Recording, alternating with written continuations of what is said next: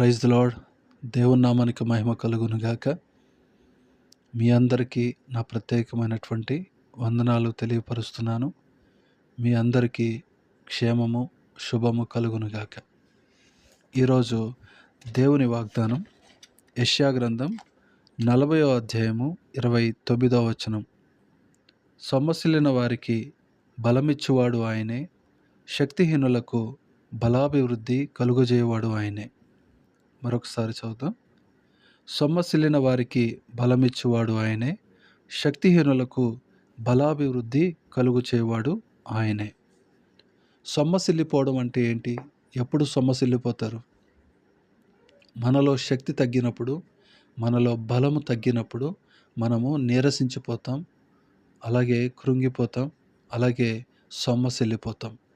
విపరీతమైన బయట ఎండ ఉన్నప్పుడు, ఎవరైనా బయట వెళ్ళినప్పుడు ఆ యొక్క ఎండ ప్రభావం వల్ల వారిలో శక్తి తగ్గిపోయి వారికి కళ్ళు తిరగడము, అలాగే నీరసించిపోవడం జరుగుతూ ఉంటుంది. అవును కదా? ఇది మనందరికీ అనుభవమే.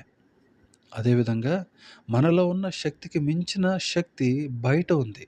అదే వేడి గాలి, అలాగే విపరీతమైనటువంటి ఎండలు, విపరీతమైనటువంటి ఆ బయట పరిస్థితుల వల్ల మనలో శక్తి అనేది తగ్గిపోతూ ఉంటుంది. ఈ విషయం మీరు గమనించారు కదా? అదేవిధంగా మన జీవితంలో కూడా మన శక్తికి మించినటువంటి శక్తి బయట ఉంది. సాతాను ఈ లోకాన్ని పరిపాలిస్తున్నాడు.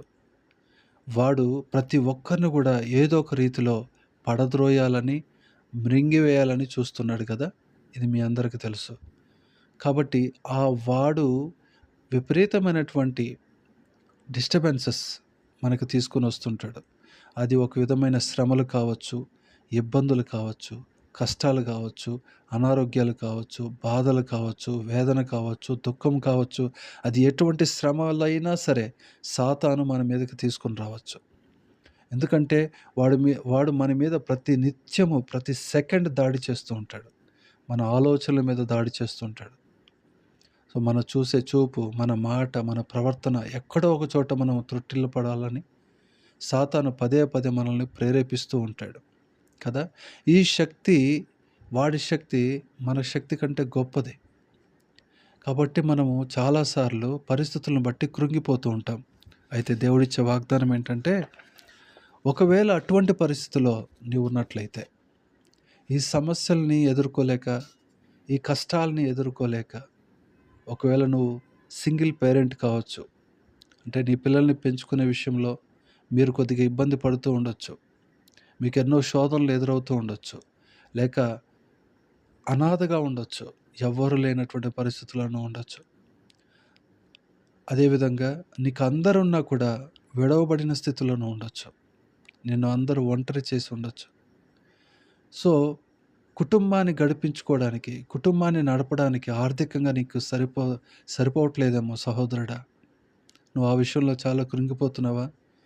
ఎన్ని కష్టం చేసినా, ఎంత కష్టం చేసినా, ఎన్ని ఉద్యోగాలు చేసినా చిల్లి గవ్వ మిగలట్లేదా? ఎన్నో ఇబ్బందుల పాలైపోతున్నావా?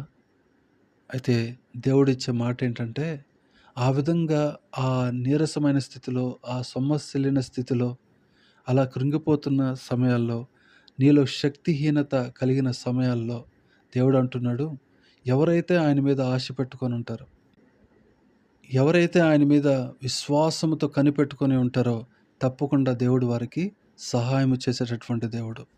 ఆయన బలమిచ్చేటటువంటి దేవుడు. చూడండి, నీ చుట్టూ ఉన్న శక్తి కంటే గొప్ప శక్తి నీలో ఉండాలి. అది ఎలా వస్తుంది? అది ఎలా సాధ్యం? అంటే నీ శక్తికి మించిన శక్తి నీకు కావాలి. అప్పుడే నువ్వు నీకెదురయ్యే ప్రతి శక్తిని, నీకెదురయ్యే ప్రతి సమస్యను నువ్వు అధిగమించి జయించగలవు. కాబట్టి నువ్వు జయించాలంటే నీకు అధికమైన శక్తి, అధికమైన బలము కావాలి. ఇది ఎవరు అనుగ్రహిస్తారు? ఎలా వస్తుంది? నువ్వు శారీరకంగా ఏదైనా ఆహారం తీసుకుంటే అది కొంతవరకే నీకు బలం. నువ్వు జిమ్‌కి వెళ్ళి కష్టపడి కండలు పెంచితే అది కొంతవరకే నీకు సహాయపడుతుంది. ఒకవేళ నీకు డబ్బు ఆధారం చేసుకున్నట్లయితే కొంతమంది డబ్బును చూసి ధైర్యము, బలం వస్తుంది. కొంతమందికి బంధువులు, స్నేహితులు వారిని చూస్తే వారికి ధైర్యం వస్తుంది. కొంతమందికి అధికారము, వారికున్న స్టేటస్ వారికి బలాన్ని ఇస్తుంది. అయితే కొంతమంది ఉంటారు.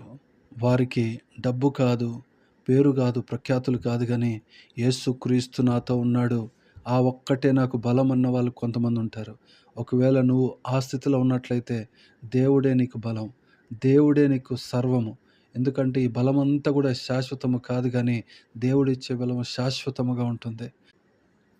కనుక నా ప్రియ సహోదర, సహోదరి, ఈ సమయంలో నువ్వు ఏ స్థితిలో ఉన్నా నువ్వు బాధపడొద్దు, దిగులు పడొద్దు, దుఃఖించవద్దు. నిన్ను ఎవ్వరు పట్టించుకోలేదని కృంగిపోవద్దు, కానీ నిన్ను పట్టించుకునే ఒకడున్నాడు. ఆయనే నజరేయుడైన యేసుక్రీస్తు. ఆయన నీతో ఈ మాట చెబుతున్నాడు. ఏంటంటే, సొమ్మసిల్లు వారికి బలమిచ్చువాడు ఆయనే, శక్తిహీనులకు బలాభివృద్ధి కలుగు చేయవాడు ఆయనే. యెషయా గ్రంథం 41వ అధ్యాయం 10వ వచనంలో, భయపడకుము, నేను నీ దేవుడునై ఉన్నాను, దిగులు పడకుము, నేను నిన్ను బలపరుతును, నీకు సహాయము చేయవాడును నేనే, నీతి అను దక్షిణ హస్తంతో నిన్ను ఆదుకొందును. దేవునికి స్తోత్రం కలుగును గాక. నిన్ను తప్పకుండా ఆదుకునే దేవుడు ఒకడున్నాడు. ఆయనే నజరేయుడైన యేసుక్రీస్తు. నువ్వు ఏ స్థితిలో ఉన్నా, ఏ పరిస్థితిలో ఉన్నా, ఇదిగో యేసయ్య పాదాలు పట్టుకుంటే తప్పకుండా ఆయన నీకు ఆ స్థితిని, నీకున్న ఆ పరిస్థితిని జయించగలిగే శక్తి, బలము అనుగ్రహించేటటువంటి దేవుడు. కీర్తనల గ్రంథం 29వ అధ్యాయము 11వ వచనంలో, యెహోవా తన ప్రజలకు బలం అనుగ్రహించును. ఏ ప్రజలకు? తన ప్రజలకు. అంటే మీరు దేవుని ప్రజలా? కాదా? మీరు యేసయ్యను నమ్ముకున్నవారా? కాదా? ఒకవేళ యేసుక్రీస్తుని నమ్ముకున్నవారైతే తప్పకుండా మీకు బలము అనుగ్రహించబడుతుంది. కీర్తనల గ్రంథం 68వ అధ్యాయం 35వ వచనంలో ఇలా ఉంటుంది. ఇశ్రాయేలు దేవుడే తన ప్రజలకు బల పరాక్రమములను అనుగ్రహించును. కాబట్టి ప్రియ సహోదరుడా, సహోదరి, పరిస్థితులను చూసి కృంగిపోవద్దు, బలహీనపడకు గాని, నీ దేవుడైన ప్రభువు పాదాలు ఆశ్రయిస్తే కనికరము కలిగిన ఆ తండ్రి నీకు శక్తినిచ్చి నిలబెట్టగలడు. మరి ఎప్పుడు నీకు బలం అనుగ్రహించబడుతుంది?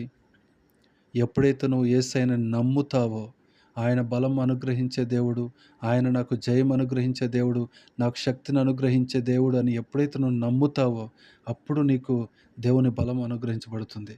రెండవదిగా, నీకెప్పుడు బలం అనుగ్రహిస్తాడు దేవుడంటే, నువ్వు దేవునిలో బలముందని గ్రహించావు. మరి దేవుని సన్నిధికి నువ్వు రావాలి. దేవుని పాదాలు పట్టుకోవాలి. నువ్వు ఒంటరిగా కూర్చొని దేవుని సన్నిధిలో, ప్రభువా నాకు బలం అనుగ్రహించని ఆయన పాదాలు పట్టుకొని ఆయన ఆశ్రయించాలి. అది రెండవది. మూడవదిగా, నీకెప్పుడు బలం అనుగ్రహించబడుతుందంటే, నువ్వు యేసుక్రీస్తు ప్రభువారిని నీ సొంత రక్షకునిగా అంగీకరించి నీ హృదయంలో ఆయనకి స్థానం ఇస్తే, ఆయన నీ హృదయంలోకి వచ్చినప్పుడు నీలో బలం వస్తుంది. అవునా కదా?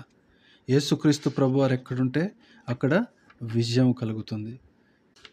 బైబిల్‌లో ఎంతోమంది బలహీనులండి. వారు మన వంటి సామాన్యమైన ప్రజలే. సామాన్యమైన వారే. ఇంకా ఒక విధంగా చెప్పాలంటే చేపలు పట్టుకునే వాళ్ళు దేవుని శిష్యులు.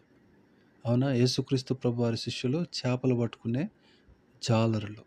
అయితే ఎప్పుడైతే వారు దేవుని సన్నిధిలో ప్రార్థన చేస్తూ వచ్చారో, ఆ పెంతెకొస్తు అనుభవము పరిశుద్ధాత్మ శక్తితో ఎప్పుడైతే వారు నింపబడతారో, అప్పుడు వాళ్ళు బలము కలిగి ఆయన సువార్తను ప్రకటిస్తూ వచ్చారు. దేనికి భయపడలేదు. అన్నిటిని జయిస్తూ వచ్చారు. అంత శక్తి వారికి అనుగ్రహించబడుతూ వచ్చింది. సంసోను ఎప్పుడు జయించగలిగాడంటే, దేవుని ఆత్మ సంసోను మీదకి వచ్చినప్పుడు, ఆ శాంసన్ మీదకి వచ్చినప్పుడు మహాబలముతో అతను యుద్ధాలు చేయగలిగాడు. దావీదు తనకంటే శక్తి కలిగినటువంటి ఆ సింహాన్ని ఎలా చంపగలిగాడంటే, ఇదిగో దేవుని ఆత్మ అతని మీదకి వచ్చినప్పుడు. అంటే దేవుని ఆత్మ, దేవుని శక్తి మీ మీదకి వచ్చినప్పుడు మీరు బలము కలిగి గొప్ప కార్యాలు చేస్తారు.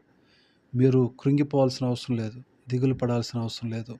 మీరు చక్కగా దేవుని సన్నిధిలో ప్రార్థన చేస్తే దేవుడు మీకు బలాన్ని అనుగ్రహిస్తాడు. దేవుని నామానికి మహిమ కలుగును గాక. కనుక ఈ సమయంలో మీరు చిన్న ప్రార్థన చేసుకోండి. పరిశుద్ధాత్మని మీ హృదయంలోకి రమ్మని ఆహ్వానించండి. తప్పక పరిశుద్ధాత్ముడు మీలోకి వచ్చి మీకు బలాన్ని అనుగ్రహిస్తాడు. చిన్న ప్రార్థన చేద్దాం. పరిశుద్ధుడా, నీ నామములో ప్రార్థన చేస్తున్నాము తండ్రి. ఈ సమయంలో నీ బిడ్డలు ఎవరైతే సొమ్మసిల్లి, కృంగిపోయి, ఎవరు లేనటువంటి పరిస్థితిలో, శక్తిహీనులుగా, అనారోగ్య స్థితుల్లో, బలహీనమైన పరిస్థితుల్లో ఉంటున్నారో, ప్రభువా ఇదిగో నీ మాటలు వారు విన్నారయ్యా. ఈ ఉదయకాలం నీవు ఇచ్చినటువంటి వాగ్దానాన్ని బట్టి నీకు స్తోత్రాలు. తండ్రి, భయపడకము, నీ నేను నీ దేవుడినై ఉన్నాను. దిగులు పడకుము. నేను నిన్ను బలపరుతును. నీకు సహాయం చేయవాడును నేనే అని పలికావు గదా ప్రభువా! ఇదిగో వాగ్దానం చేతబట్టుకొని పలుకుతున్నా. ప్రభా నీవే సహాయము దయచేయండి తండ్రి. నీ పిల్లలు ఎవరెవరైతే వాగ్దానం వింటున్నారో వారిని నీ కార్యములు జరిగించండి అయ్యా. వారు తలపెట్టే ప్రతి కార్యములను సక్సెస్ఫుల్గా జరిగించమని ప్రార్థన చేస్తున్నాం తండ్రి. ఈరోజు వారికి దీవెనకరంగా మారాలి, ఆశీర్వాదకరంగా మారాలి. వారిలో భయము తొలగిపోవాలి.